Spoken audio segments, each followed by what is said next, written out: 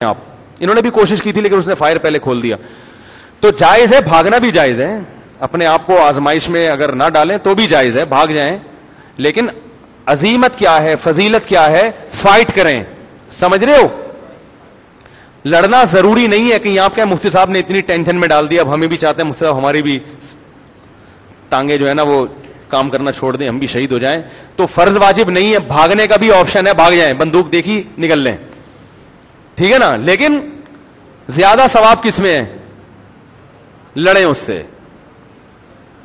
लड़ें, कत्ल कर देंगे उसको लड़ाई के दौरान, वो या जहन्नम में, और इस जहन्नम में पहुंचाने का आपको सवाब मिलेगा। आप ऐसा ना हो वो कहेंगे यार तबलीग वाले तो कहते हैं हम जहन्नम में पहुंचाने के लिए नहीं आए, वो अपनी जगह सही कहते हैं, मगर उनका मकसद है आम काफिरों को दीन की दावत देके मुसलमान करना। लेकिन अगर वो डाकू है और ऑन द स्पॉट आप उसको जहन्नम में पहुंचा देते हैं तो उसके जहन्नम में पहुंचने से आपको जन्नत में दाखिला इंशाअल्लाह पक्का हो जाएगा आपका।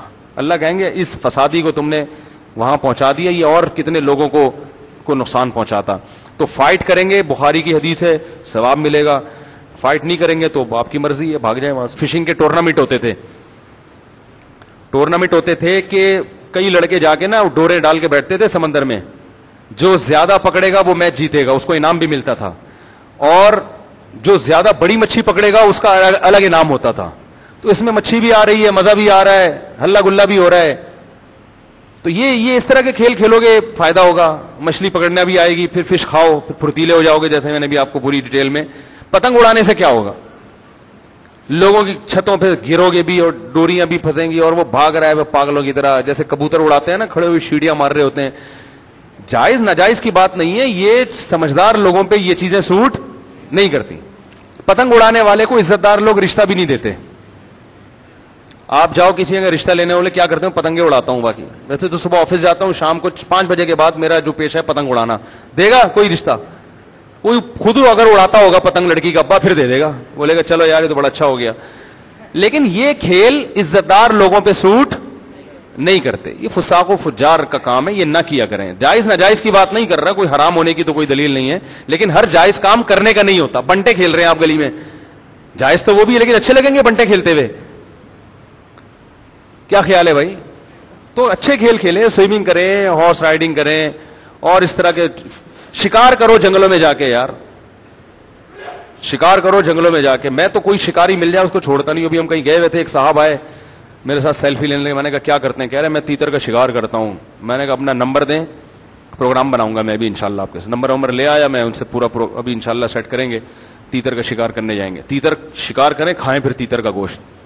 परिंदों का गोश्त बड़ा जबरदस्त होता है, ये बिल्कुल ऑर्गेनिक है, सच्ची मुच्ची के तीतर हैं, ठीक है ना। वरना तीतर की भी फार्मिंग हो जाएगी, फिर सच्ची मुच्ची के तीतर नहीं मिलेंगे आपको। अभी सच्ची मुच्ची की जो चीजें मिल रही हैं उनको खा लो। और कराची की ये फजीलत है कि यहां सच्ची मुच्ची की मछली मिल रही है हमको, वरना पूरे पंजाब में फार्मिंग की मच्छी है।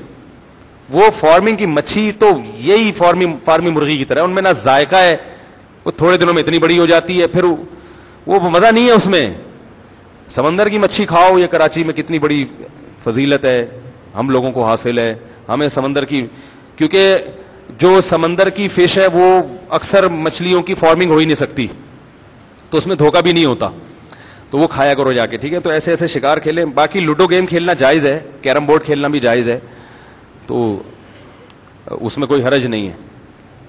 शतरंज खेलना जायज नहीं है, उसमें दिमाग को बिला वजह थकाया जाता है। अलबत्ता कोई बहुत बड़ा फौज का ऑफिसर है, उसे चालें सीखनी है, तो उसके लिए बास फौकान ने इजाजत दी है कि जंगी चालें सीखने के लिए किसी को अगर शतरंज खेलने की जरूरत पेश आ जाए तो वो खेल सकता है।